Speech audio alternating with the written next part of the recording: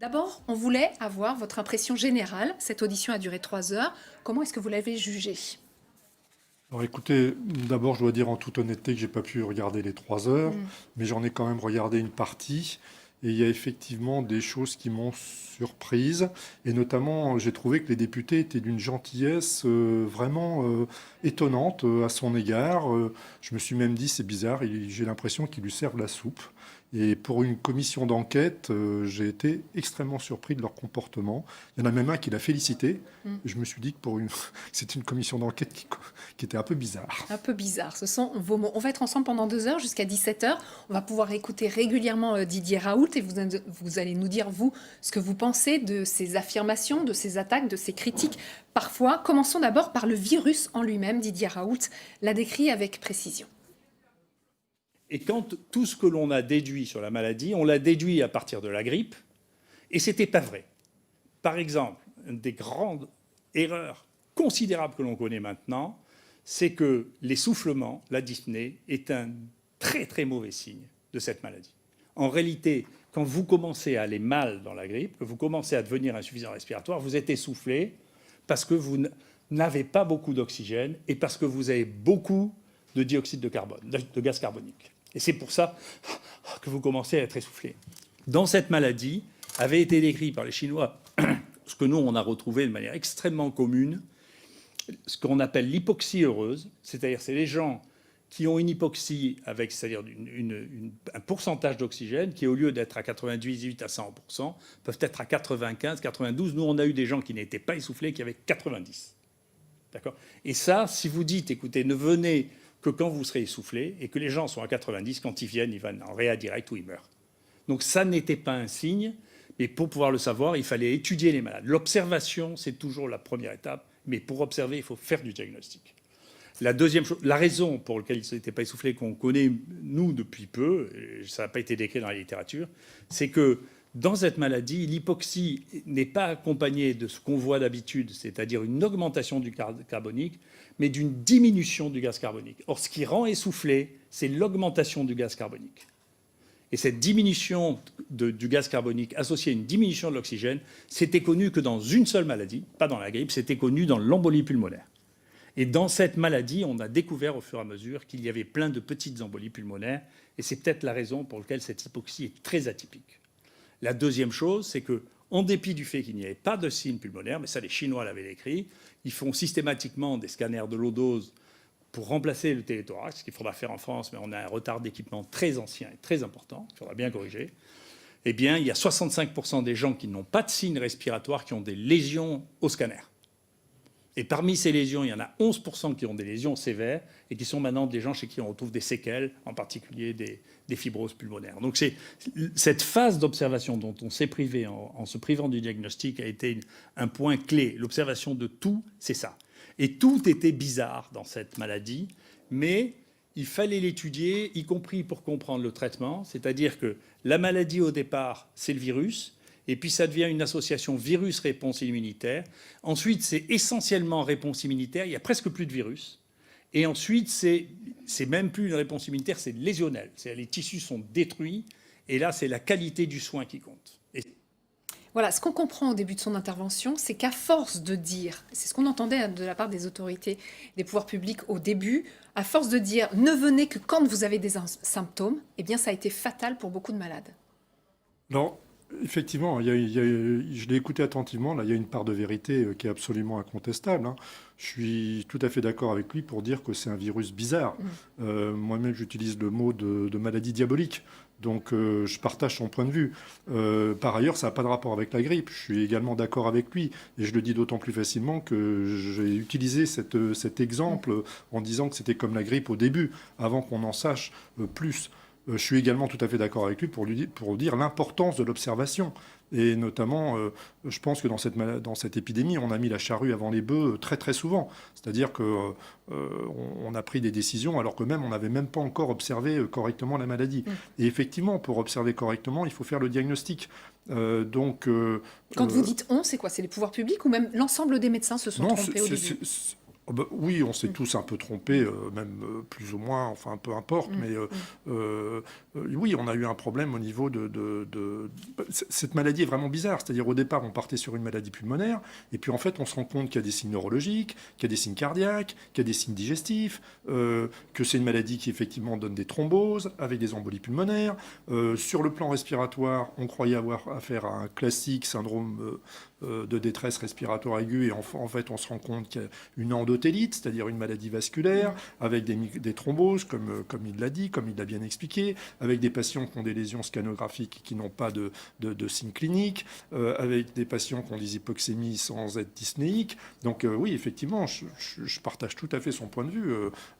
Ça vous a pris par surprise, tous? Oui, bah oui, clairement, ça nous a pris par surprise. Disons que le polymorphisme lésionnel nous a pris par surprise. Au début, quand on a vu les anosmies, par exemple, et les agueusies, c'est-à-dire la perte du goût et la perte de l'odorat, qui témoignent du fait qu'il y a une atteinte neurologique, oui, ça n'avait pas été décrit par les Chinois jusque-là. Donc, on a découvert plein de choses. Et est-ce qu'aujourd'hui, vous le dites, on ne comprenait pas pourquoi, donc il y avait plusieurs facteurs comme ça. Aujourd'hui, vous le comprenez mieux ou pas? Alors oui, aujourd'hui, on comprend quand même beaucoup mieux. Il y a eu, attendez, vous vous rendez compte, il y a eu des milliers de publications sur le Covid. Il y a plusieurs centaines de publications sur le Covid qui sortent tous les jours. À un tel point, c'est que c'est très difficile de s'y retrouver, même pour des spécialistes. Donc évidemment qu'on a fait d'énormes progrès, parce que dans tout ce lot-là, il y a quand même des études qui sont tout à fait correctes, notamment des études autopsiques, je suis désolé de faire allusion à l'autopsie, mais c'est un domaine important de la médecine, et qui nous ont permis de progresser sur la compréhension des mécanismes physiopathologiques. Non, on en sait beaucoup plus aujourd'hui qu'hier. Il y a même un exercice de pédagogie, parce que décrire ce virus aussi précisément, c'est pas forcément facile.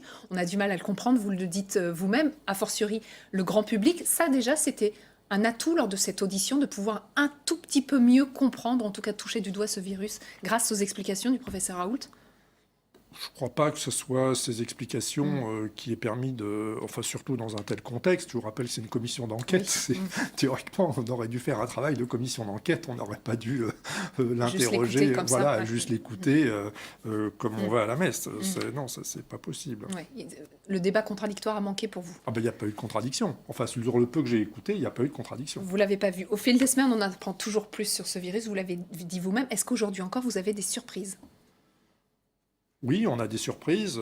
Enfin, en tout cas, on aura, je pense, encore des surprises, parce que là, on est 6 mois après le début de l'épidémie, et je pense qu'on n'est pas au bout de nos surprises. Oui. Bon, il faut se préparer. C'est une maladie infectieuse, donc, et elle est complexe, a redit le professeur Raoult. On comprend très mal l'épidémiologie des maladies infectieuses depuis très longtemps. Tous les gens qui vous diront que c'est simple sont inconscients ou ignorants de leur ignorance. Et tous les gens qui vous feront des modèles projectifs sur des maladies qu'on ne connaît pas encore sont des fous. Voilà, c'est mon idée, en tout cas. Et en tout cas, ils n'ont jamais raison. On n'a pas d'expérience de gens qui prédisent l'évolution d'une maladie qu'on ne connaît pas. Il faut d'ailleurs être fou pour penser qu'on peut. C'est un peu délirant. Vous êtes un scientifique, vous dites que vous doutez en permanence. Vous ne pouvez qu'être d'accord avec ça? Oui, c'est vrai. Je fais partie des gens qui doutent en permanence, absolument. Ça me pose un problème d'ailleurs parfois, mais effectivement, on doute. En plus, il y a des choses, la vérité d'un jour n'est pas celle du lendemain. Et alors en plus, en matière de maladies émergentes, vous imaginez, les données peuvent changer d'une semaine sur l'autre ou d'un mois sur l'autre. Donc celui qui fait des prédictions est un fou, comme le dit Didier Raoult? Oui, enfin, je pense qu'il est quand même allé un peu vite en besogne. Alors, la plupart d'entre eux sont des mathématiciens, c'est vrai. Certains d'entre eux ne sont pas médecins, ce qui effectivement pose des problèmes. Parfois, ils ne travaillent pas avec des médecins, ce qui en pose encore plus. Il faut comprendre que ces modèles mathématiques qui ont été beaucoup utilisés ne doivent être qu'une aide à la décision. Et c'est d'ailleurs comme ça que les gens qui les font et les utilisent, les interprètent. On ne fait pas dire au modèle plus que ce qu'on peut lui faire dire. Einstein, je crois, avait une formule, disait que les modèles étaient utiles mais ne servaient à rien. Enfin, c'était pas tout à fait la formule, mais c'est quelque chose dans ce genre-là.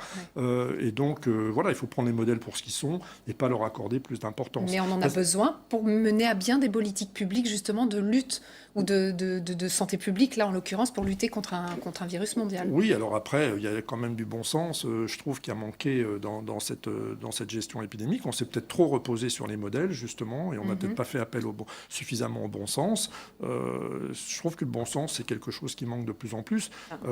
Mais la science, oui, doit se servir des modèles en leur laissant la place qu'ils doivent avoir et qui, à mon avis, doit être plus modeste que ce qu'on leur accorde en ce moment. Donc je le rejoins un peu quand même de ce point de vue-là. Quand même, Mais je ne les traite pas de fous, quoi. Non, vous n'allez pas jusque-là. Le bon sens a parfois manqué, on y reviendra justement avec le conseil scientifique parce que le professeur Raoult a pas mal critiqué ce conseil scientifique mis en place, on se souvient, au tout début de l'épidémie en France. En tout cas, le professeur a de nouveau longuement défendu son traitement à base d'hydroxychloroquine. Pourquoi ça marche selon lui? Pourquoi il n'a pas mené d'études randomisées? Voici ses explications.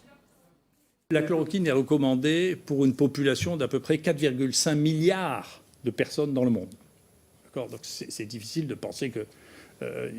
et il y a une autre partie qui a considéré, et c'est sur lequel, moi, y compris moi personnellement, j'ai eu des tensions comme jamais de ma vie de journaux qui m'ont demandé si c'était vrai que j'avais oublié de déclarer des conflits d'intérêts avec Sanofi, sinon on retirait mon papier, qui m'ont demandé si c'était vrai que je n'avais pas eu l'accord de la NSM sur le premier travail que nous avions, heureusement, on va envoyer le papier. Ça n'est jamais arrivé de ma vie qu'il y ait une tension de cette nature-là, et vous avez vu qu'elle est allée croissante pour aller jusqu'à publier un papier que n'importe qui de mon niveau considère que c'est un faux dans le Lancet, qui est devenu le Lancet-Gate. C'est transparent pour quelqu'un de mon niveau que ce n'est pas vrai.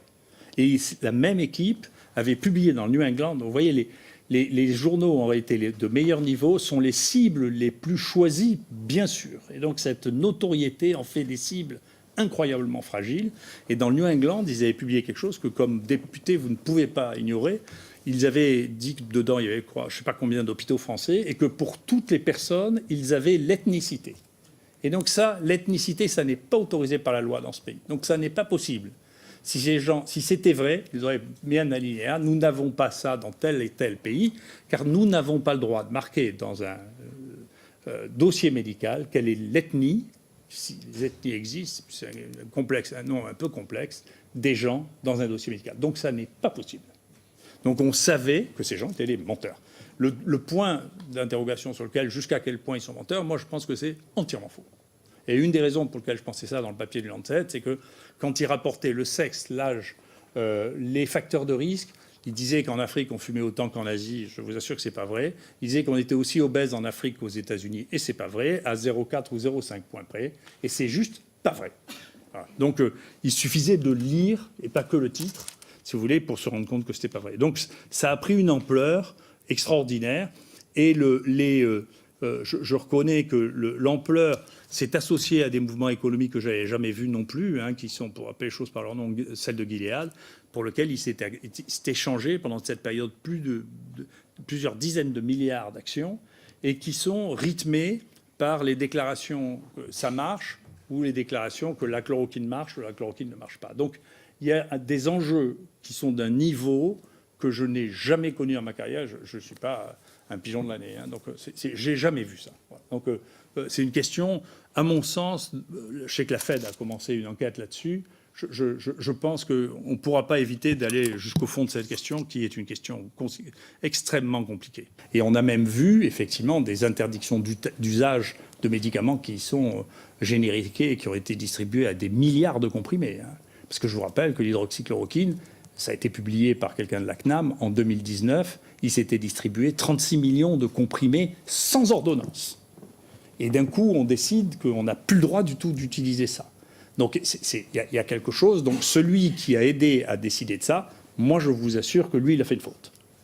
Et après, on dit même l'azithromycine, on ne peut plus donner ça dans la pneumopathie suspecte de Covid. Mais attendez, c'est le médicament le plus utilisé dans la pneumopathie. Aux États-Unis, je n'ai pas ces données en France, mais aux États-Unis, tous les ans, il y a une personne sur 8 qui prend de l'azithromycine.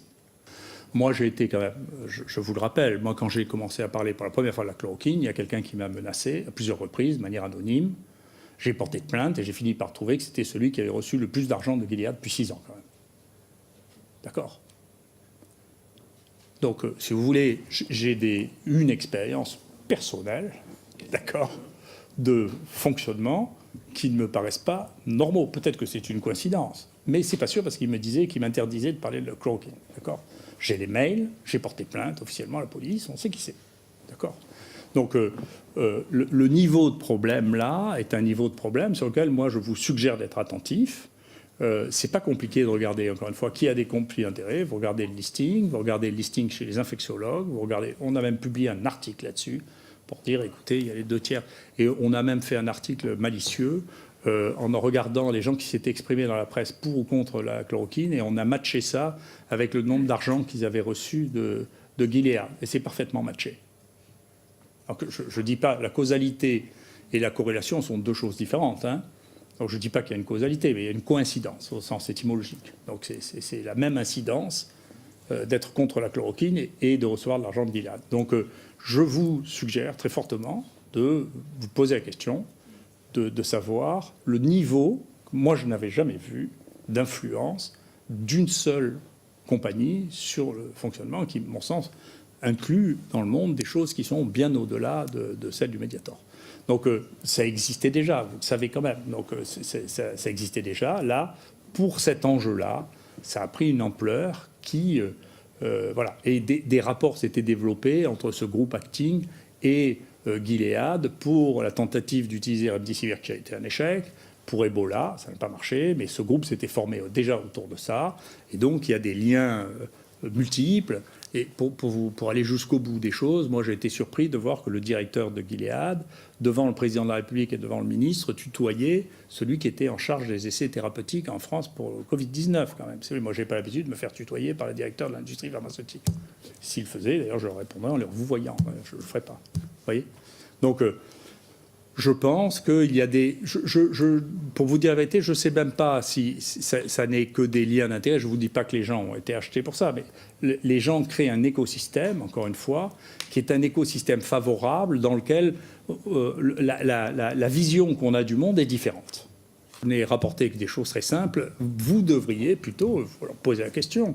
Comment se fait-il que les Chinois ayant dit, écoutez, nous, la première molécule que nous allons tester, la première sur laquelle nous ayons des résultats, c'est la chloroquine. Comment se fait-il qu'en France, on n'ait jamais mis ça dans un bras, sauf quand il était trop tard pour le faire? Ça, c'est une vraie question.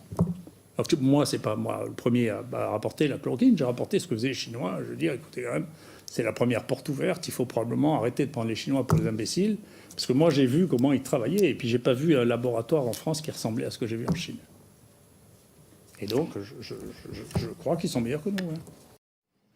Alors, professeur, comme les Chinois sont meilleurs que nous? Alors, il a dit beaucoup de choses. Hein. On reviendra sur les conflits d'intérêts dans un deuxième temps. D'accord, ok, donc on ne va pas parler des conflits d'intérêts là, on en parlera dans un deuxième temps, parce que là, il a dit des choses très vraies, puis il a dit des choses très fausses. Donc, si vous voulez, c'est difficile. Sur les Chinois, les premiers à tester l'hydroxychloroquine, il s'en est juste servi comme modèle. Oui, enfin, l'étude chinoise, elle a 20 malades dans chaque groupe et bon, on ne peut rien en conclure hein, de cette étude chinoise.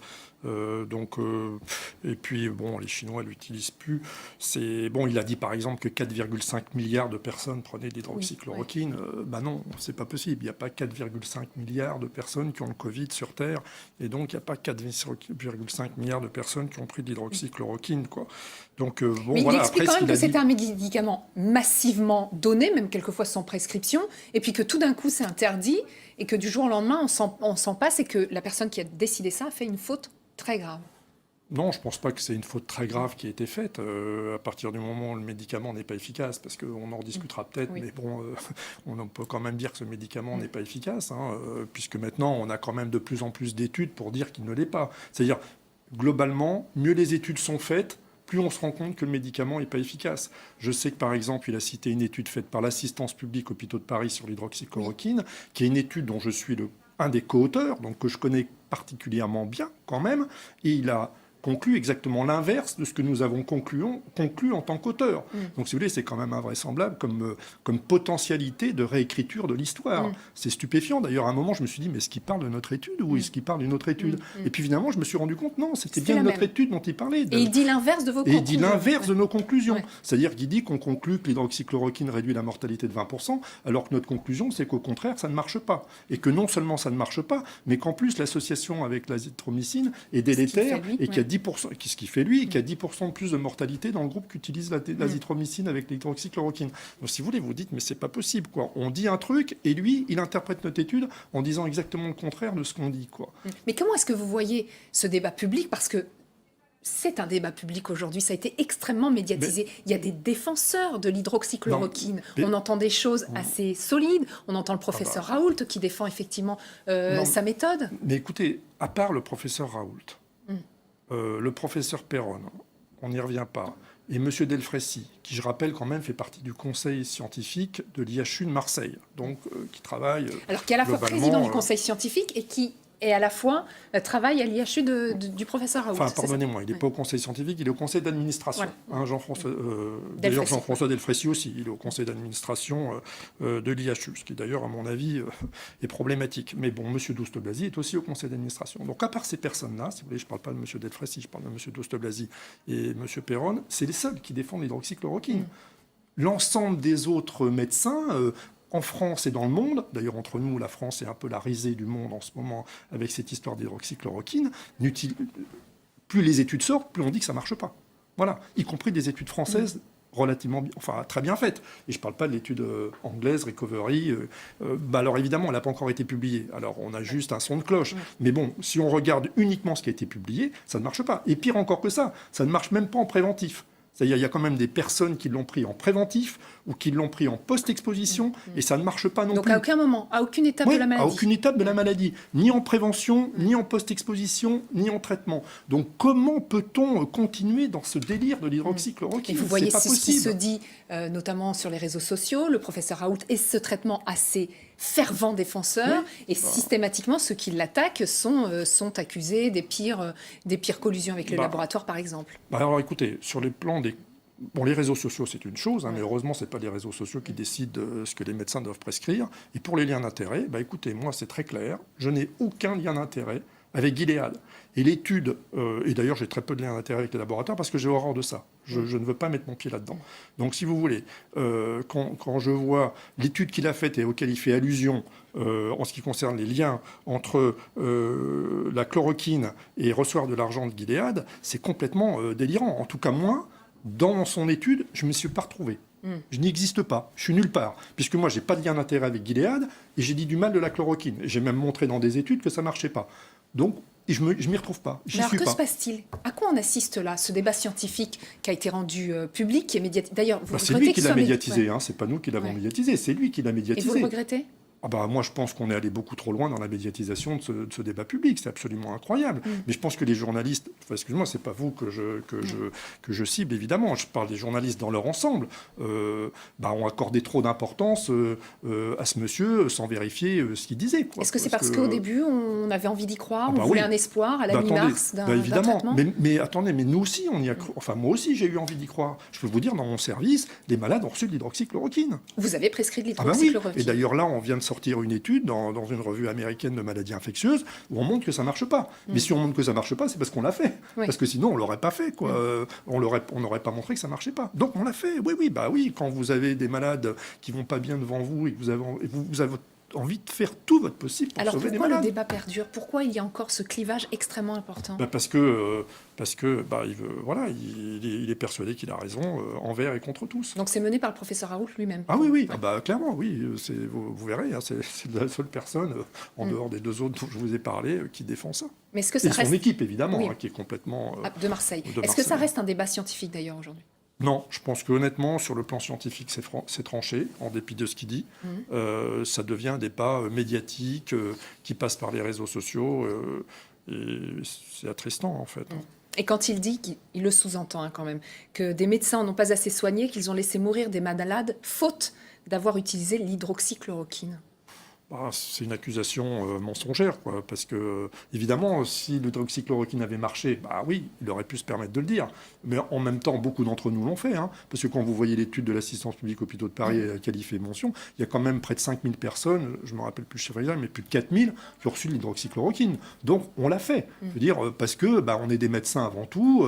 Avant d'être des scientifiques, on est des médecins, pour la plupart d'entre nous. Donc, on n'est pas là pour faire de la recherche avec les malades, on est aussi là pour les soigner, même si la recherche permet de faire progresser la science. Mais avant tout, on les soigne. Donc, on a fait avec ce qu'on croyait. Et on a donné de l'hydroxychloroquine à plus de 4000 personnes dans Paris. Et ça n'a pas marché, je suis désolé. Ça m'attriste parce que c'était une bonne idée. Alors que le professeur Raoult suppose, en tout cas laisse entendre, qu'il y a une préférence aux médicaments américains sous l'influence du laboratoire du géant pharmaceutique américain Gilead. On parlait justement du professeur Raoult qui mettait en avant son traitement à base d'hydroxychloroquine. Il a accusé les médecins parisiens notamment de ne pas l'avoir assez utilisé au détriment des malades. Écoutez-le. La proportion, vous voyez, des gens qui sont morts, qui ont moins de 65 ans, À Paris, sur les données que j'ai, de 17%. Je vous rappelle qu'en Europe, elle est de 10%. Donc il s'est passé quelque chose ici sur la prise en charge. La mortalité dans les réanimations ici, dans ce travail, toujours est de 43%. Chez nous, elle est de 16%. Et c'est les mêmes malades, là, ils sont tous en réa. 43% de mortalité à Paris contre 16% à Marseille. Alors, on vous avoue, on a cherché, on n'a pas réussi à vérifier totalement ces chiffres. C'est extrêmement compliqué. Est-ce que vous auriez vous les mêmes par hasard? Non, j'ai pas les mêmes, je suis désolé. Ça aurait été une bonne opportunité pour les députés, puisqu'il s'agissait d'une commission d'enquête parlementaire, si j'ai bien compris, de lui poser la question d'où viennent ces chiffres. Pour Paris, je confirme, hein, c'est fait pour les malades en réanimation, hein, je confirme. C'est de l'ordre de 40% malheureusement. Mais Marseille, je ne sais absolument pas, je ne sais pas. Mais ce qu'on entend là, c'est quand même qu'il critique l'AP-HP, dont fait partie la Pitié-Salpêtrière, où vous exercez. Vous l'entendez, cette critique aussi? Oui, de toute façon, toutes les critiques sont bonnes à recevoir. Il y a que je pense qu'on progresse plus de ses erreurs que de ses succès, de toute façon. Donc, moi, les critiques sont tout à fait recevables. J'accepte qu'on me critique, il n'y a aucun problème là-dessus. Après, il faut que ça soit justifié. Et là, en l'occurrence, je peux vous dire qu'au niveau de l'assistance publique hôpitaux de Paris, on a plutôt été, je trouve, efficace. Alors, et on a même donné dans la plupart de nos services de l'hydroxychloroquine. Sinon, on n'aurait pas pu montrer que ça ne marchait pas. Voilà. Donc, non, c'est un procès de mauvaise intention, quoi. Voilà, c'est pour faire c'est le schisme Paris-Marseille qu'il faut entretenir, l'OM versus Paris-Saint-Germain. Et qui n'existe pas en vrai dans la communauté scientifique. Tout ça, pour moi, c'est des conneries, quoi, franchement. Ça n'existe pas, Paris contre le reste des régions? Ben non, franchement, non. Non, c'est peut-être plutôt Marseille contre le reste des régions, s'il fallait faire... une opposition. Et il n'y a même pas besoin d'aller très loin. Hein, Marseille-Montpellier, Marseille-Nice, voilà. Mais penser que... Non, Paris... le reste de la France contre Paris, c'est vraiment des grosses bêtises. Du fantasme peut-être, en tout cas c'est ce que vous estimez. La méchanceté, je pense que c'est de la méchanceté. L'hydroxychloroquine pour vous n'est plus une piste? Ah non, sur le plan scientifique, malheureusement, parce qu'on aurait bien aimé que ça marche, hein, c'est pas cher, c'est bien toléré, je suis d'accord avec lui là-dessus.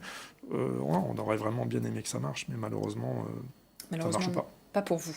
Il a porté des accusations extrêmement graves sur les conflits d'intérêts entre des médecins et des laboratoires, et notamment par ce gros laboratoire américain, Gilead, qui développe, on le rappelle, le Remdesivir, premier traitement autorisé d'ailleurs en Europe sur le Covid-19. Voilà ce qu'il a dit lors de son audition. Vous me demandez pourquoi je ne suis pas resté dans ce conseil scientifique, c'est parce que je considérais que ce n'était pas un conseil scientifique. Ouais. Et que je ne fais pas de présence, je n'ai pas le temps. Et donc, les gens qui étaient là n'étaient pas. Je sais ce que c'est un conseil scientifique. Moi, j'ai un conseil scientifique pour l'IHU, je vous assure, qui fait rêver le monde entier, de qualité. C'est que des stars de leur domaine. C'est pas ça. C'est un conseil scientifique. Pour moi, c'était pour donner des conseils scientifiques, déterminer quels étaient les projets scientifiques. C'était pas à nous de réfléchir sur le confinement ou sur le truc. Personne ne sait répondre à ça. Donc, les discussions qu'il y avait dans ce conseil scientifique ne me concernaient pas. D'accord ? Moi, je veux bien parler de science, je veux bien parler de médecine.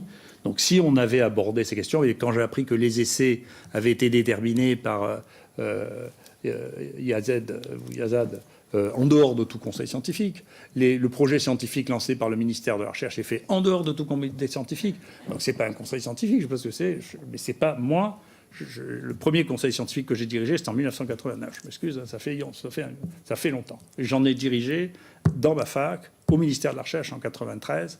Donc je sais ce que c'est. C'est pas ça. Le conseil scientifique, c'est pas une bande de types qui ont l'habitude de travailler entre eux et qui discutent en disant « Et toi, qu'est-ce que tu en penses ? Et toi, qu'est-ce que tu en penses ?» C'est pas ça. C'est des données. Qu'est-ce qu'on fait maintenant ? Et qu'est-ce qu'on propose maintenant de pratique pour faire de la science et pour faire de la médecine ? Et ce n'était pas le cas, je ne me suis pas fâché. D'ailleurs, j'ai dit, je ne veux pas faire de signe de désapprobation publique, donc je n'ai pas démissionné. Et j'ai dit, je continuerai à vous informer sur ce que je ferai.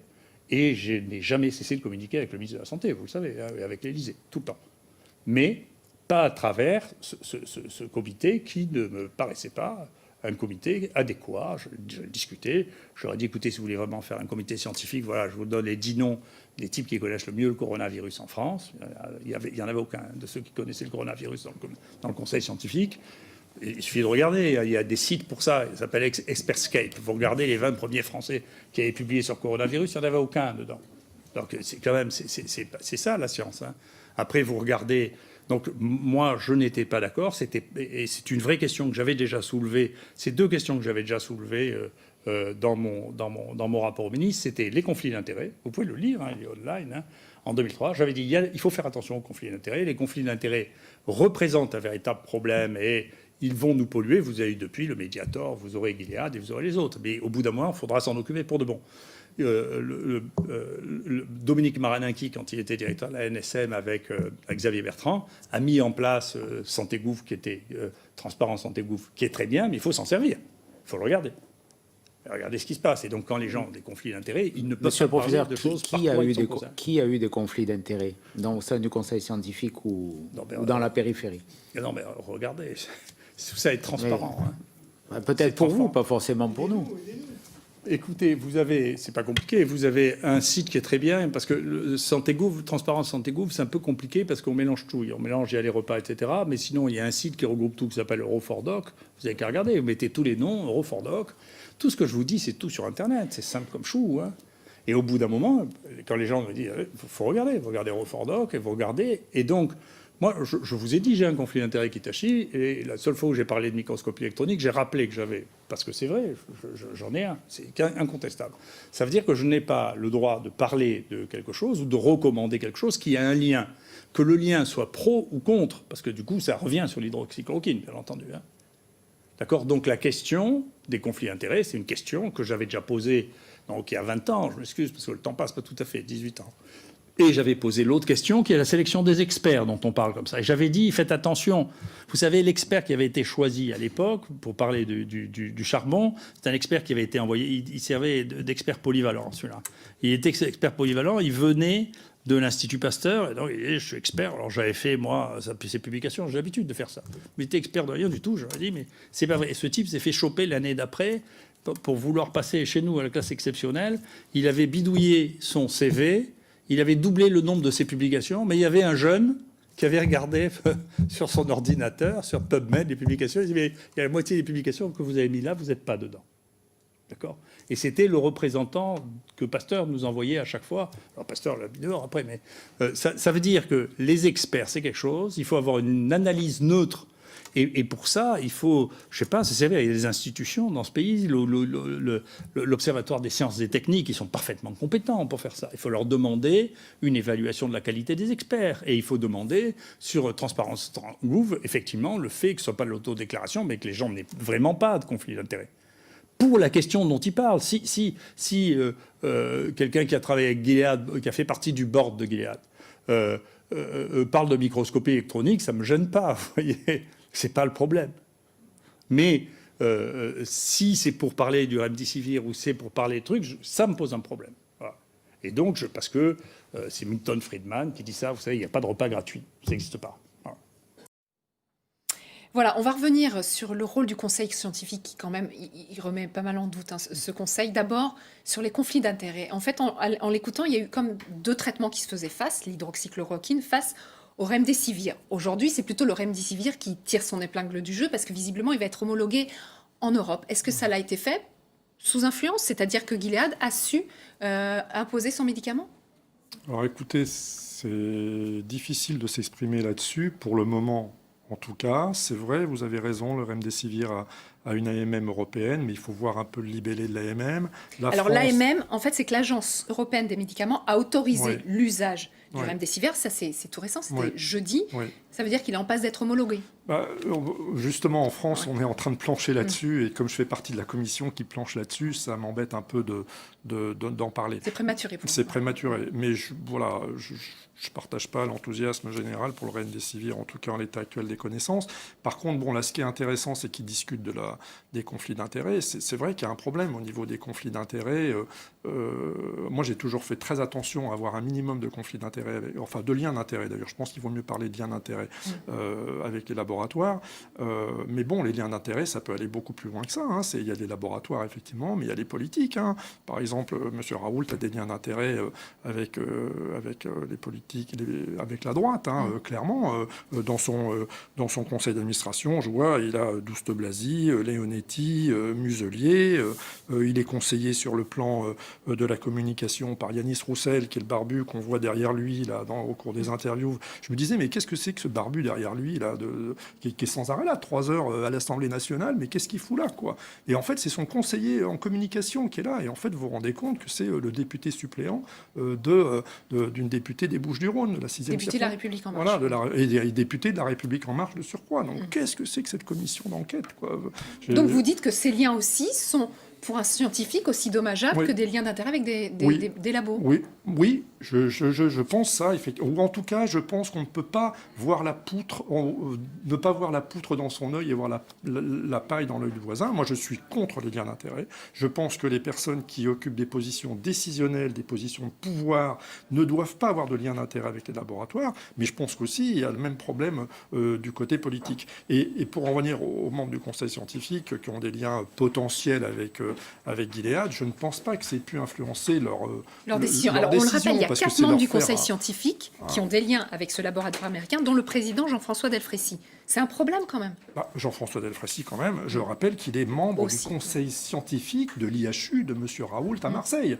Donc, soit M. Delfraissy est d'accord avec M. Raoult, et dans ces cas-là, il reste à l'IHU de Marseille, soit il n'est pas d'accord avec M. Raoult, et dans ces cas-là, il démissionne de sa position au Conseil scientifique, en tant que personnel qualifié du Conseil d'administration de l'IHU. Là aussi, il y a un lien d'intérêt entre M. Raoult et M. Delfraissy. Mais ça, il faut que ça cesse. Pour vous, il faut davantage... Parce qu'on l'a vu, au fil des années, il y a eu davantage de transparence sur ce qu'on appelle ces conflits d'intérêt entre les labos et les médecins. Et il faut encore aller plus loin? Ça, je pense que c'est une très bonne chose. D'ailleurs, s'il connaît les liens d'intérêt entre certains membres du Conseil scientifique et les labos, c'est parce que c'est transparent et que les membres du Conseil scientifique ont déclaré ça.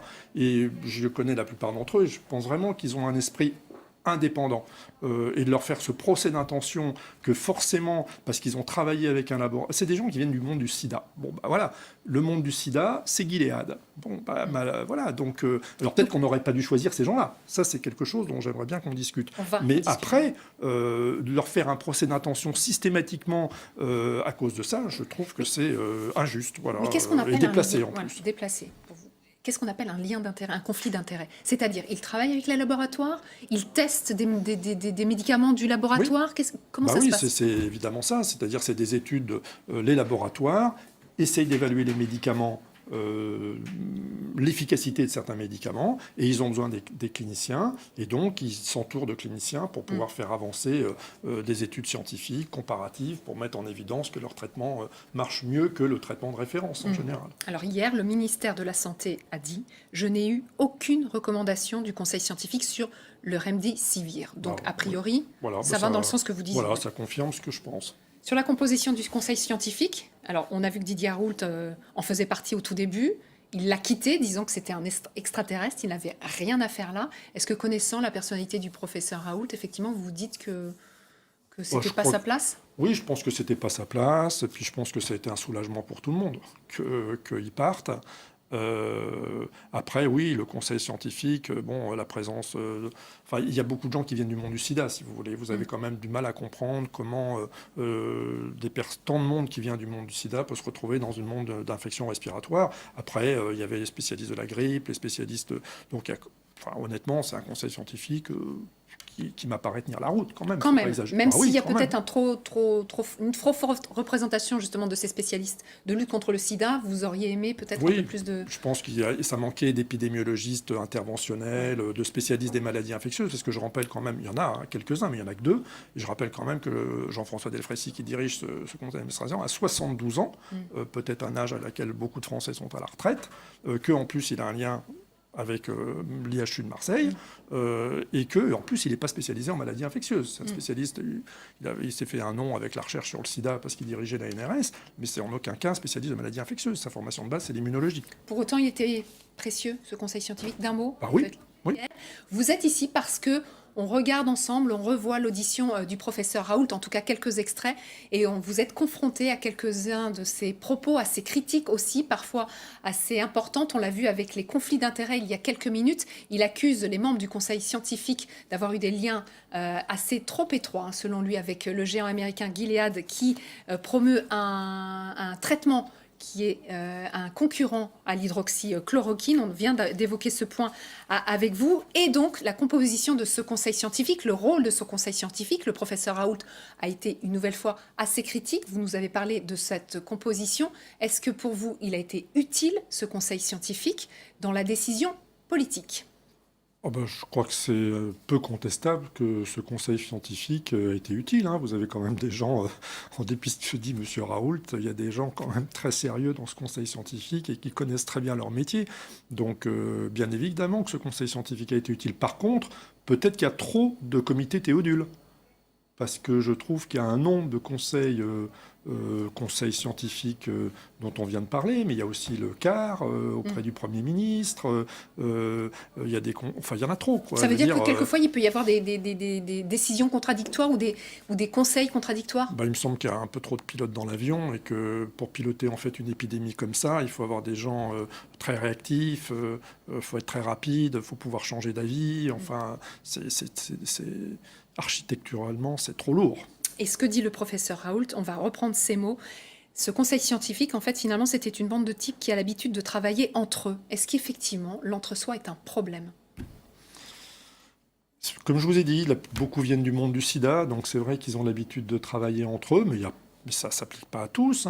Il y a des gens qui viennent de l'Institut Pasteur, il y a des gens qui viennent du CNR des infections respiratoires à Lyon, donc c'est un raccourci raoultien, disons. Oui, même si ce n'est pas le seul. Le professeur Perron, chef du service à l'hôpital de Garches, à l'hôpital de Garches, le dit lui-même. Il estime que les membres du conseil scientifique sont bouffis de certitude, je cite, et qu'ils sont plus occupés à se concilier les faveurs du pouvoir qu'à chercher un remède.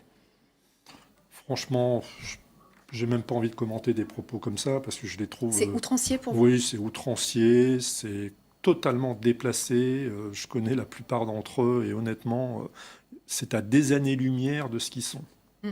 En tout cas, le but, c'était de donner des conseils à l'exécutif pour prendre certaines décisions, comme le confinement, par exemple. Est-ce que ce confinement a été utile ? Le professeur Raoult en doute. La décision du confinement, comme la décision des masques dans la rue, ne repose pas sur des données scientifiques établies, claires et démontrables. Ça ne sera jamais démontré. D'ailleurs, il y a des études qui sortent maintenant qui disent « écoutez, ça marche mieux quand on confine, ça marche mieux quand on ne confine pas ». Est-ce que on n'est pas sûr que le confinement ait sauvé des vies ?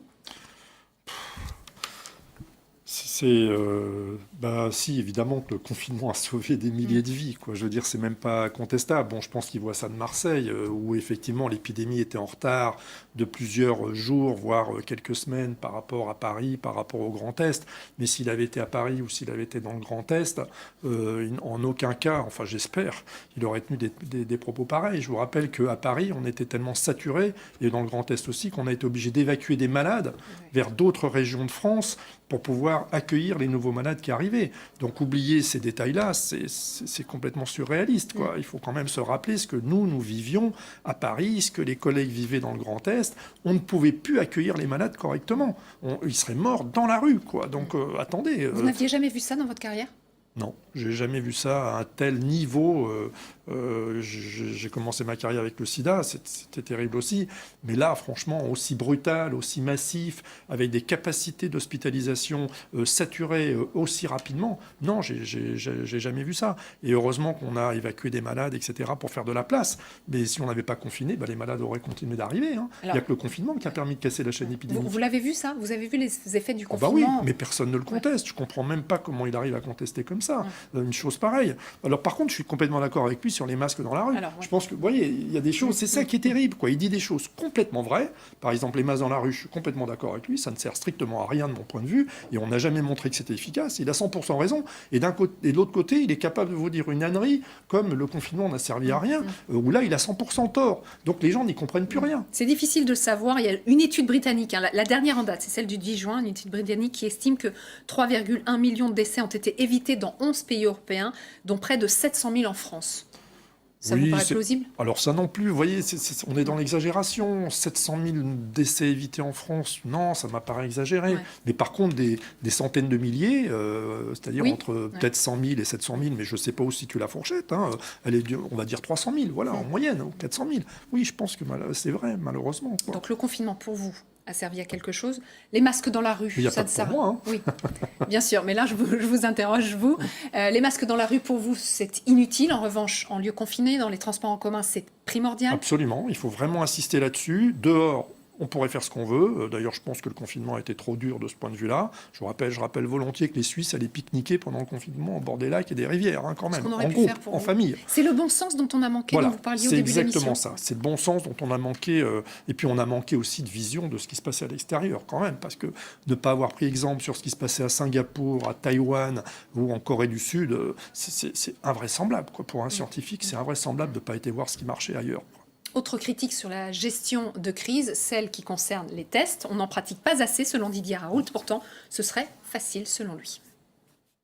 La manière dont ça s'est organisé est totalement archaïque, si vous voulez. L'idée qu'il y a des centres nationaux de référence de diagnostic est une idée qui date d'il y a 40 ans. Je ne sais pas. Actuellement, il y a quelque chose qu'on appelle le multiplexage. C'est-à-dire que quand quelqu'un a une infection respiratoire, il y a 20 virus à tester et on teste les 20 d'un coup. On ne va pas envoyer ça à 4 endroits en France, ou à 5 ou à 6 pour savoir comment on fait. C'est une autre époque. Nous, on n'en est même plus là. On en est à faire du séquençage massif dedans. Et on séquence tout, et on regarde ce qu'il y a. Et on a ça dans les 2 ou 3 heures. Nous, le premier cas qu'on ait eu c'est un cas d'histoire, le premier cas qu'on ait eu de positif, si vous voulez, en 8 heures, on avait le génome entier. D'accord ? Donc, on est dans, et ça pouvait être n'importe quel virus.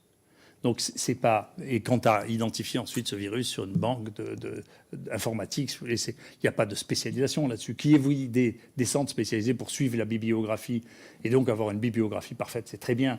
Mais pour faire du diagnostic, si vous voulez, on est dans une autre époque.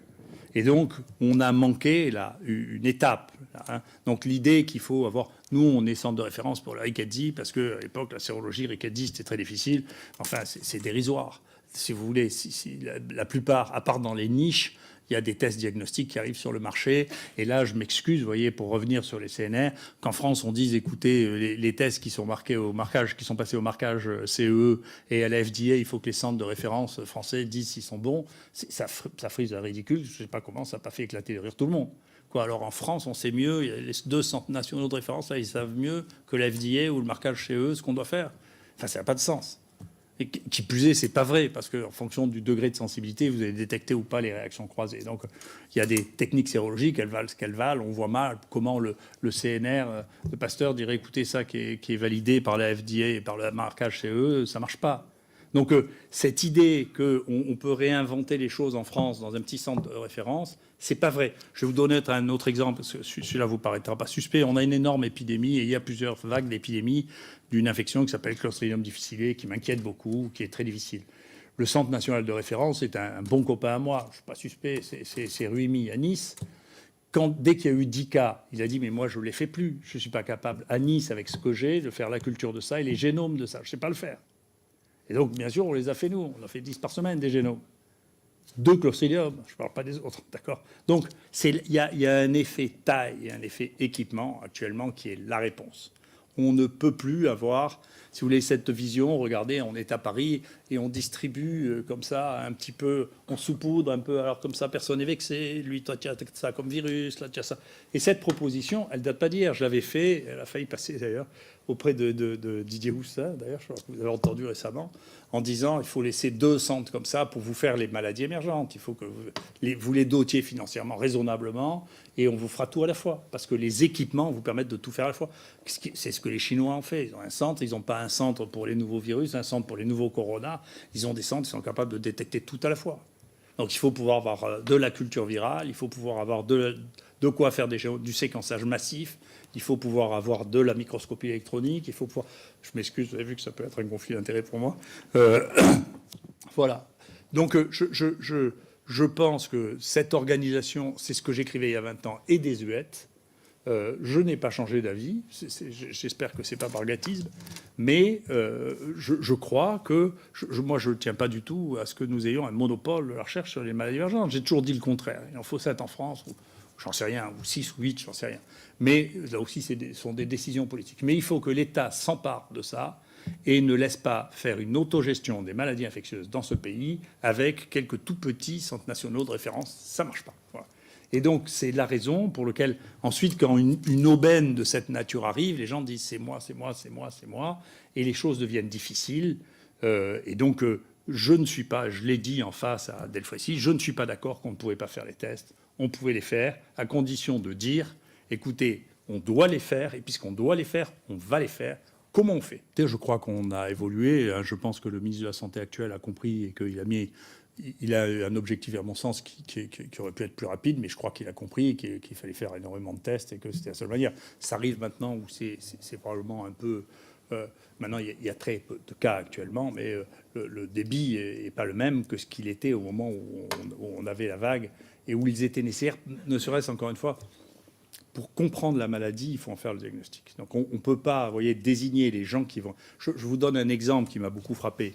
Il y a un monsieur chinois qui avait 80 ans, qui venait de la zone de Hubei, pas de Wuhan, d'accord, qui s'est présenté à la Pitié-Salpêtrière. Il avait de la fièvre, il a 80 ans, il revenait de Chine. Il n'a pas été testé, parce que Santé publique avait dit qu'il faut tester que les gens de Wuhan qui ont de la fièvre et de la toux.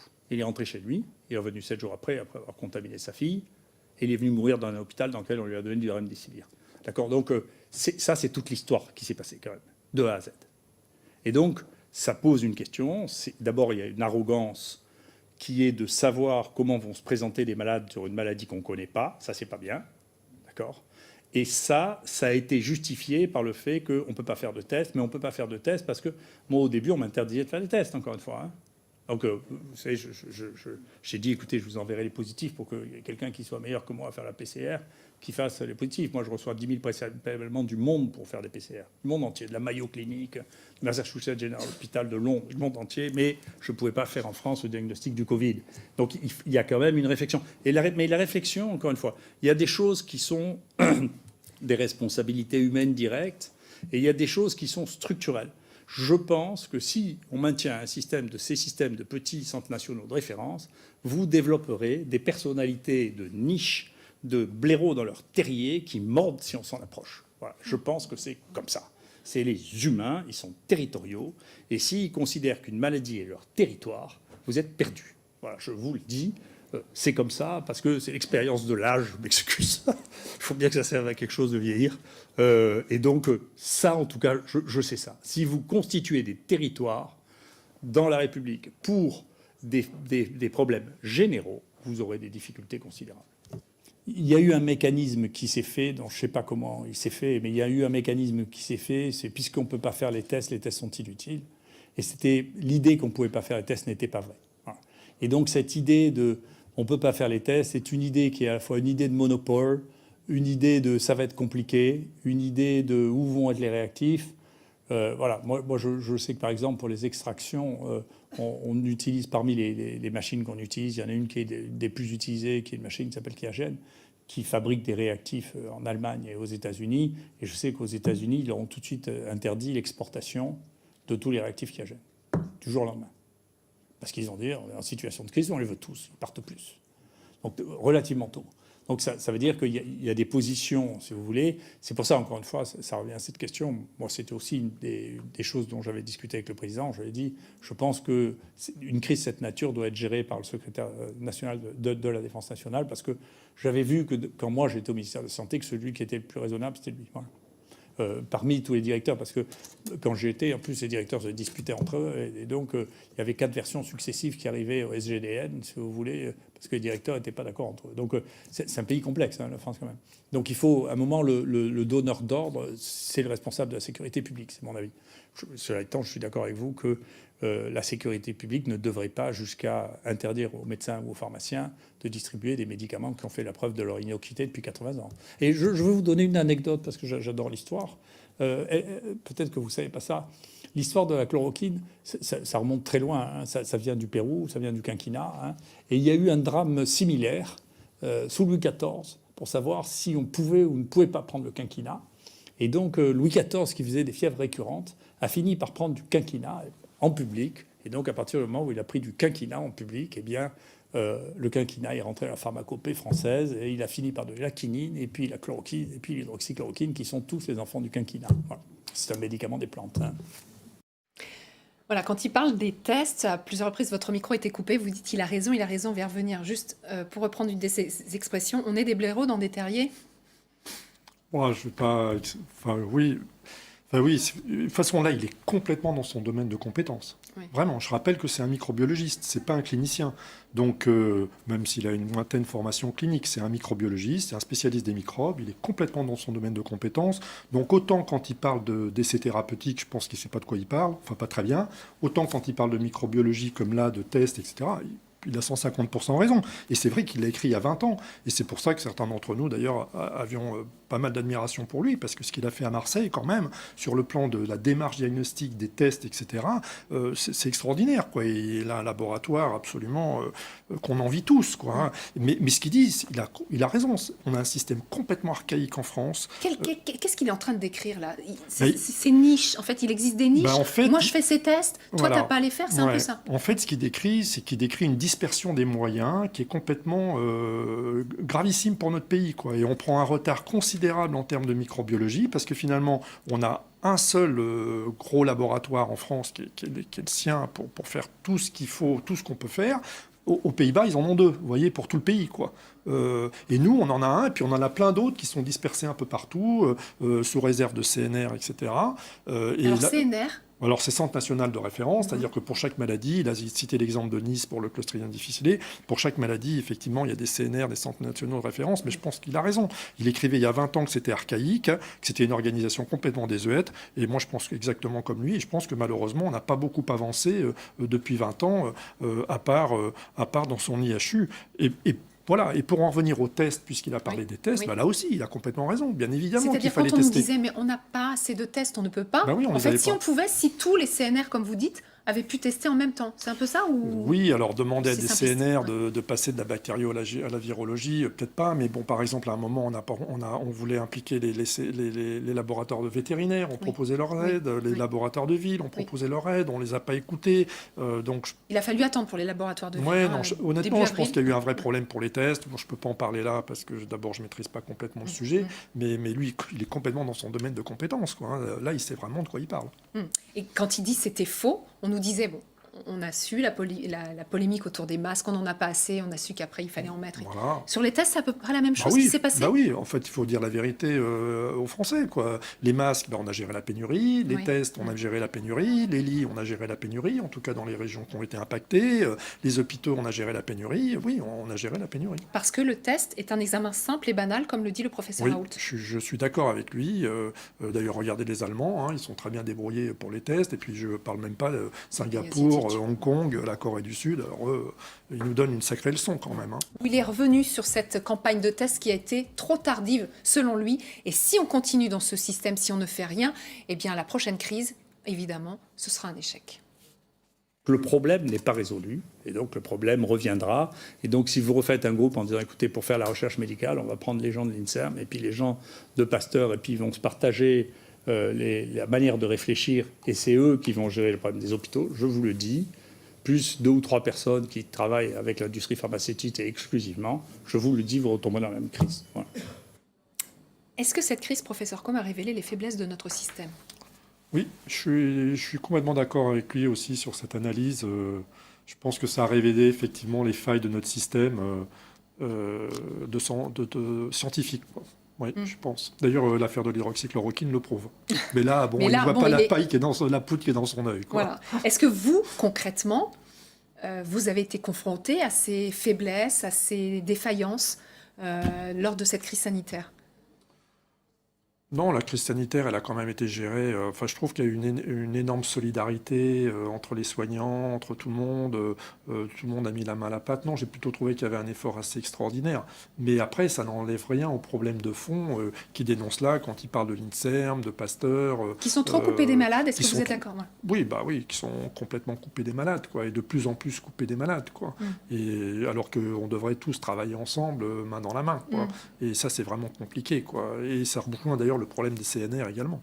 Est-ce que vous pensez qu'on va tirer des leçons de ce qui s'est passé là ou pas ? Écoute, ou les blocages sont trop marqués ? Quand vous parliez des tests, ce que dénonce le professeur Raoult, vous l'avez rappelé, ça fait 20 ans qu'il le dit. Donc ça fait 20 ans que ça ne bouge pas. Oui, ça fait 20 ans que ça bouge pas. Et puis là, en plus, il a dit quelque chose. Il a dit le problème n'est pas résolu. Et malheureusement, il a raison. Le problème n'est pas résolu. Alors après, bah voilà, vous pouvez avoir une vision optimiste et vous dire que ce qui n'a pas été fait en 20 ans sera fait demain en 2 ans. Et puis vous pouvez avoir une vision qu'on peut dire pessimiste ou peut-être réaliste pour dire que si rien n'a bougé en 20 ans, bah rien ne bougera dans les 20 prochaines années parce que la France est un pays archaïque et arriéré. Dans pas mal de domaines quand même. Et votre avis à vous? Ah ben moi je partage malheureusement cet avis. Ouais. La politique aujourd'hui de la France sur les tests, la doctrine, c'est tester, isoler, soigner. La doctrine a évolué, on l'a bien compris, parce qu'au début on disait qu'il n'y a pas assez de tests, on ne pouvait pas tester tout le monde. Finalement, c'est une doctrine que le professeur Raoult a mis en place dès la mi-mars. On avait vu des foules se presser aux portes de son hôpital pour se faire tester en plein confinement. Ouais. Il avait raison avant tout le monde. Ah oui, sur les tests, il avait évidemment raison, mais il est complètement dans son domaine de compétence. Quand il dit qu'il faut faire le diagnostic d'une maladie infectieuse, bah oui, il a raison. C'est pas moi qui vais dire le contraire en tant que spécialiste des maladies infectieuses. Donc effectivement, il fallait tester. Ouais. Après, il a complètement oublié le reste. C'est-à-dire tester, tracer, isoler. Quoi. Ouais. C'est-à-dire tester tout seul, ça n'a aucun intérêt, sauf pour faire de la science. Et d'ailleurs, c'est ce qu'il a fait.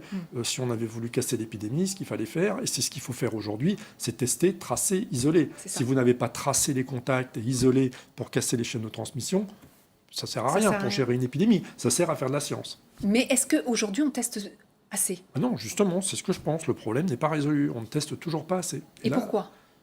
Eh bien, j'ai du mal à comprendre pourquoi. Je pense qu'il y a un problème de personnes derrière les machines, de personnes aussi avant l'étape de la machine, c'est-à-dire pour prélever, par exemple. Je rappelle qu'il faut quelqu'un pour prélever systématiquement parce qu'il faut mettre des écouvillons dans le nez, alors qu'il y a des tests salivaires qui n'ont pas été bien évalués et qui seraient pourtant beaucoup plus pratiques à utiliser. Donc, je trouve qu'il y a vraiment un problème sur les tests et il serait temps de s'en occuper. Parce que sinon, presque au mois de juillet. Bah oui, puis on va avoir une deuxième vague.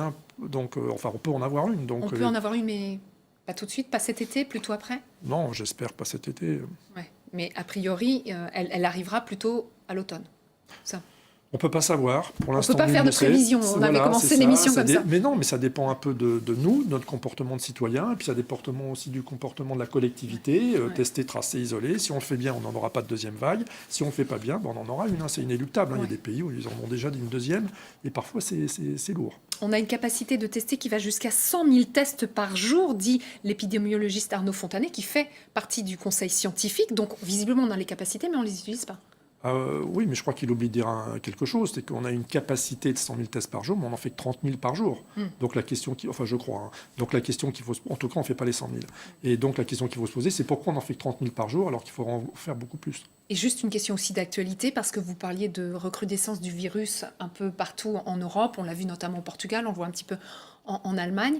On respecte plus assez les gestes barrières, on s'est un peu trop relâché, on a trop l'impression que le virus est derrière nous. Non, je crois qu'il y a une responsabilité. Oui, on a trop l'impression que le virus est derrière nous. Et les politiques, malheureusement, ont fait croire que le virus était derrière nous, ce qui, à mon avis, est une grave erreur. Et après, c'est nous, au niveau individuel, on a l'avenir de cette épidémie entre nos mains, et il y a au niveau collectif. Je veux dire, il ne faut pas dénoncer non plus les individus si nous, au niveau collectif, on n'est pas capable de montrer le bon exemple. Ouais. Voilà, moi, j'ai des clusters dans des hôpitaux. Si vous voulez, je me demande... Enfin, c'est des collègues qui m'appellent pour m'en informer. Je ne comprends même pas comment c'est encore possible aujourd'hui. C'est-à-dire c'est-à-dire qu'on ne fait pas tester, tracer, isoler à notre propre porte. Vous savez que 25% des clusters sont dans des établissements de santé actuellement. Mais la faille, elle est où alors? La faille, je pense qu'elle est... Je pense qu'elle est dans notre système français. Ça manque de vision. C'est le coq gaulois, c'est le syndrome du coq gaulois. Malheureusement. On va venir maintenant sur la personnalité du professeur Raoult. Son audition était sans doute la plus attendue de toutes dans cette commission d'enquête parlementaire. D'ailleurs, il y avait une nuée de journalistes et de photographes qui l'attendaient à l'Assemblée mercredi. Est-ce que, par exemple, ces images vous ont étonné pour l'audition d'un scientifique ? Oui, il y a beaucoup de choses qui m'ont étonné. Donc, je vous ai parlé de la place du gourou derrière lui pendant 3 heures. Mais ce qui m'a le plus étonné quand même, c'est 3 heures de direct sur 3 chaînes de télévision en même temps. LCI, BFM TV, LCP, qui est quand même une excellente chaîne de télévision. Et franchement, ça, j'ai pas compris. 3 heures d'affilée pour écouter beaucoup d'élucubrations quand même, de mensonges, sans aucune contestation des personnes qui étaient dans la salle, c'était pour moi incompréhensible. Donc il y a quelque chose qui se passe autour du professeur Raoult quand même. Non, il y a quelque chose qui se passe dans notre démocratie. Ah. Me semble-t-il, parce que l'Assemblée nationale est quand même les représentants de notre démocratie.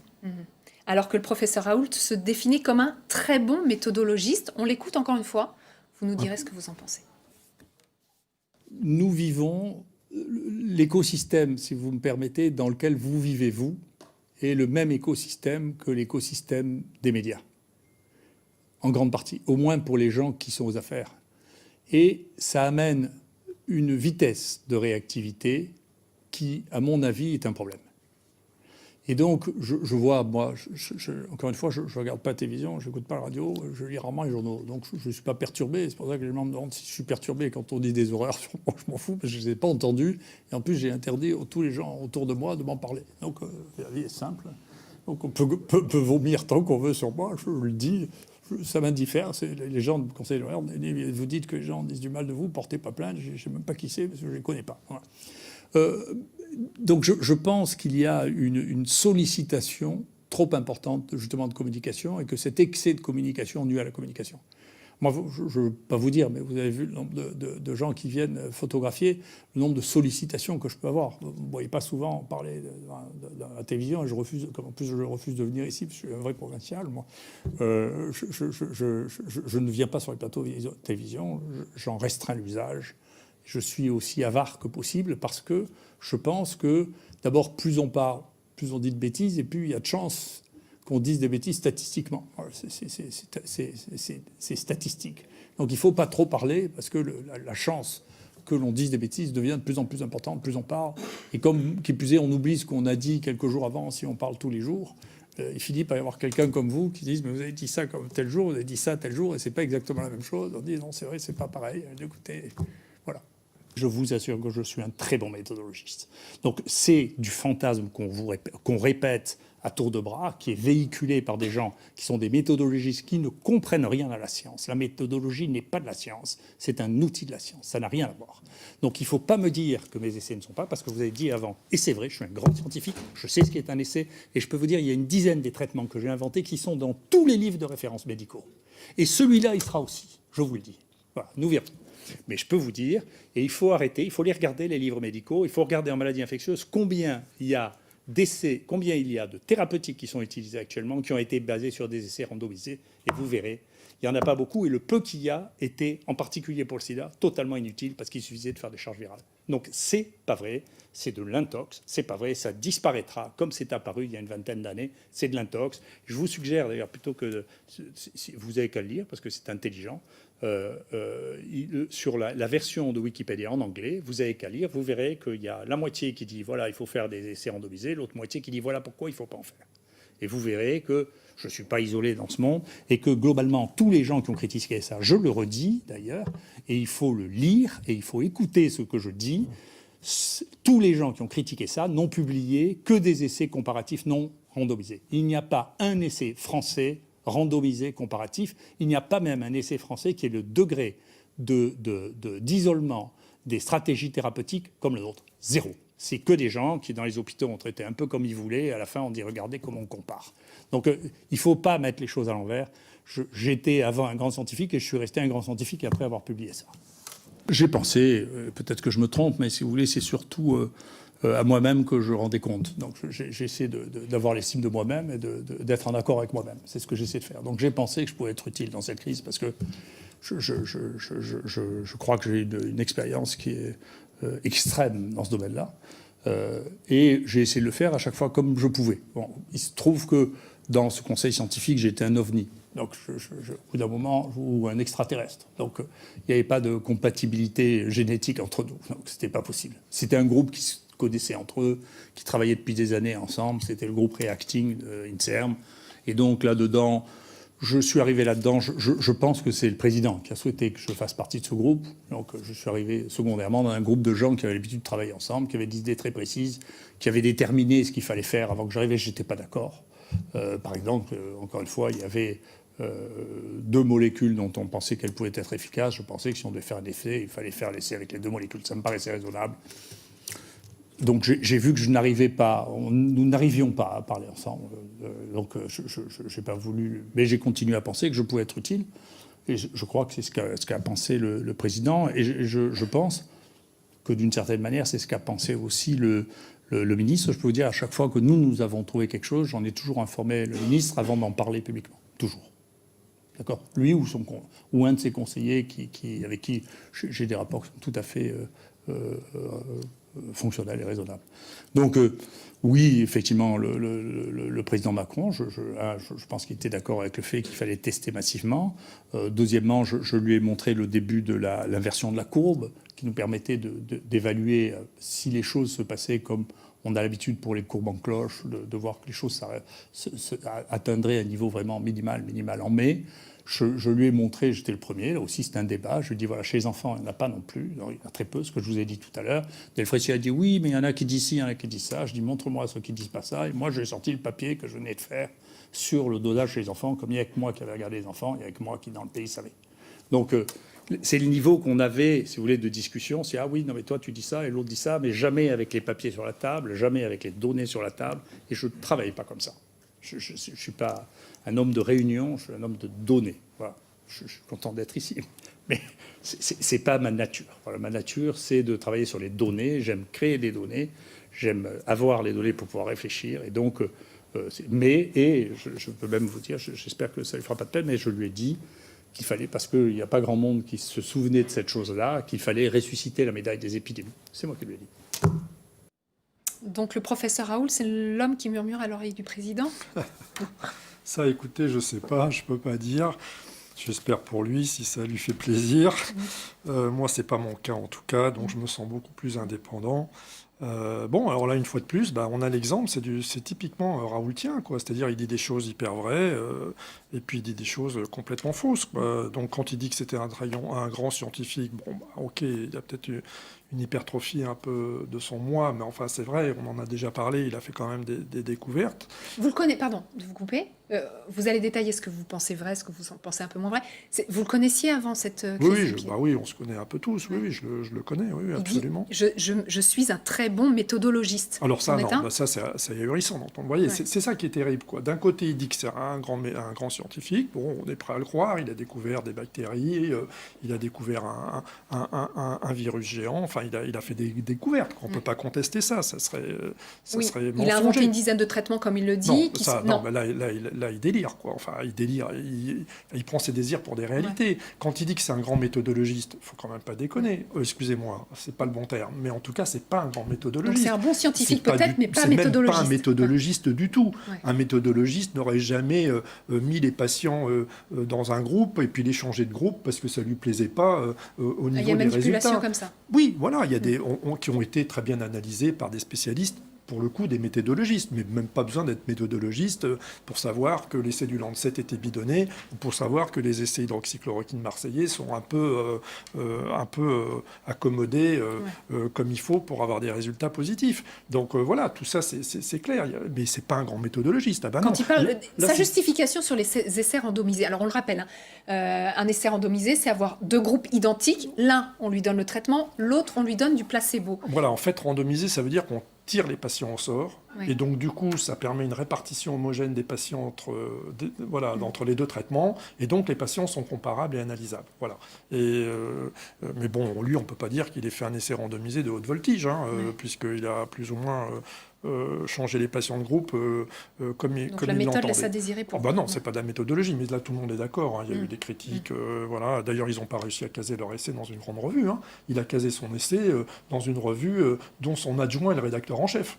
Donc, si vous voulez, quand même, s'il avait pensé que c'était une grande revue, une grande découverte, une grande étude, d'ailleurs, je sais qu'ils ont essayé de la caser ailleurs, mais ils n'ont pas pu la caser parce que c'était évident. Voilà. Donc là, si vous voulez, pour moi, finalement, pour moi, c'est l'application du principe de Peters, quoi, de 1970, un Canadien, la science de la hiérarchie.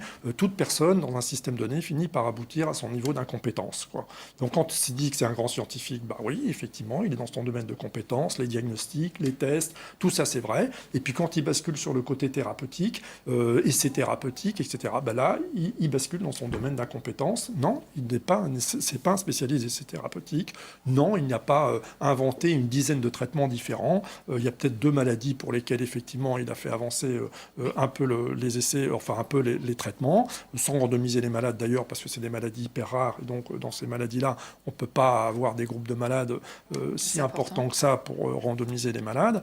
Mais d'ailleurs, certains collègues, ayant découvert cette histoire avec l'hydroxychloroquine, sont en train de s'interroger en se disant, mais ce qu'il nous a dit pour les 2 maladies où il a soi-disant des traitements très innovants, peut-être que c'est du crack aussi, quoi. Donc c'est en train d'être épluché. Ah oui, du coup, oui, j'ai des collègues qui sont en train de se poser la question, est-ce que c'était si solide que ça?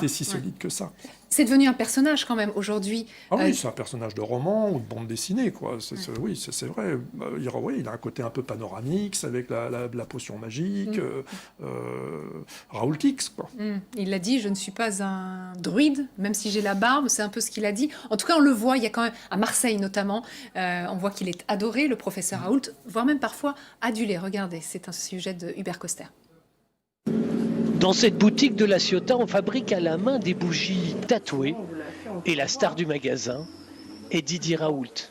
On a quand même souvent des idées un peu tordues, parce qu'on on aime bien rigoler. Et on s'est dit, est-ce qu'on ferait pas une bougie avec Didier Raoult en saint, comme on fait avec les autres? Sa sainteté, le professeur, une idée très second degré au départ. Donc pour rigoler, on lui a mis le Covid ici, à la place du corps sacré. Et ensuite le symbole de la chloroquine dans la main. Et une idée qui se transforme en or. La bougie Didier Raoult est la plus grosse vente jamais réalisée par la boutique, 300 unités. Pour Hugo, en revanche, c'est beaucoup plus sérieux. Il s'est fait tatouer le visage de son héros sur la cuisse droite. C'est quelqu'un qui s'adresse contre le gouvernement, contre tous les objectifs financiers qui sont derrière toute cette histoire.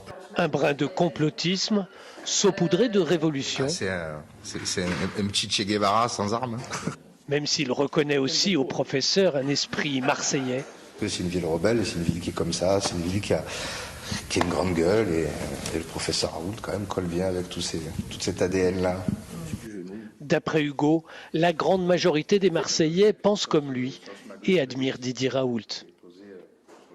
Il est quand même très populaire. Est-ce que vous avez déjà connu une personnalité aussi médiatique chez les chercheurs, chez les scientifiques ? Dans d'autres pays, oui, peut-être, mais là, en France, non, effectivement, c'est vrai, oui, absolument. Mais bon, vous savez, dans les épidémies, il y a toujours eu des gourous, hein, ou des... Bon, voilà, les épidémies de peste au Moyen-Âge, il y avait Saint-Roch, enfin, ça a commencé par Saint-Sébastien, et puis très rapidement, il y a eu Saint-Roch, d'ailleurs, qui est un Méditerranéen, puisqu'il est originaire de Montpellier, ou de la région de Montpellier. Bon, voilà, il y a Saint-Raoult, pourquoi pas. Est-ce que ça vous étonne, ça vous choque? Après tout, non, ça fait partie de la société. Ça m'amuse. Ouais, en plus, je les trouve sympas, les Marseillais. Donc moi, ça m'amuse. Ça me pose pas de problème. Voilà. Après, bon, voilà. Oui, ça n'a pas plus de signification pour vous. Mais est-ce que c'est le rôle d'un chercheur, ce que fait en ce moment le professeur Raoult? Je crois qu'il n'a pas demandé à ce qu'on tatoue son visage sur une cuisse. Hein. Non, mais toutes ces prises de position, après, il faudra expliquer que, si vous voulez, on est quand même très très loin de Che Guevara, quoi. Ou alors c'est quelqu'un qui ne sait pas qui c'est Che Guevara. Parce que moi, j'aurais pas mélangé Che Guevara, Delfrécy, Douste Blazy, Muselier et Leonetti. Il fait partie d'un système, alors. Bah oui, il fait partie d'un système, clairement, puisque, comme vous l'avez vu, derrière lui, à l'Assemblée nationale, pendant 3 heures, vous aviez un député supplément, La République En Marche. Un député suppléant, La République En Marche. Donc, évidemment qu'il est marqué politiquement. Et c'est pas vraiment le même bord que Che Guevara. Enfin, voilà, je ne veux pas me livrer à une leçon d'histoire ici, mais enfin, je pense que c'est connu quand même. C'est du bon sens, d'après ce qu'on entend. En tant que médecin, il faut que je soigne afin de faire de la recherche, dit le professeur Raoult. Ah oui, vous pouvez dire la même phrase? Ah bah oui, on est avant tout des médecins avant d'être des chercheurs, hein, même si effectivement je pense qu'il y a une certaine dérive actuellement où on a de plus en plus de scientifiques, en tout cas dans les hôpitaux, de chercheurs, et je trouve que ça se fait au détriment de la prise en charge des malades, mais enfin au détriment, c'est un peu exagéré, mais disons que c'est plus la même priorité, en tout cas dans le choix des individus, dans les hôpitaux, les critères de sélection des individus se font plus sur des critères de recherche, comme dans l'équipe d'ailleurs de M. Raoult, que sur des critères faire de bien prendre en charge les malades, bien enseigner les étudiants, susciter des vocations. Je pense qu'il y a un vrai problème là et qu'il faut vraiment qu'on réfléchisse à notre mode de sélection. L'émission est terminée. Juste une question, réponse courte. On a bien compris les contradictions, d'après vous, de l'audition du professeur Raoult. Il y a des choses extrêmement vraies pour vous, d'autres qui le sont moins. Est-ce que quand même, cette audition a permis d'avancer sur la recherche de la façon dont a été menée cette crise sanitaire? Non, je pense qu'elle apporte strictement rien. C'est une vision très marseillaise. Ça l'a mis en valeur, tant mieux pour lui, mais ce n'était pas le rôle de la commission d'enquête de mettre en valeur Le professeur Raoult.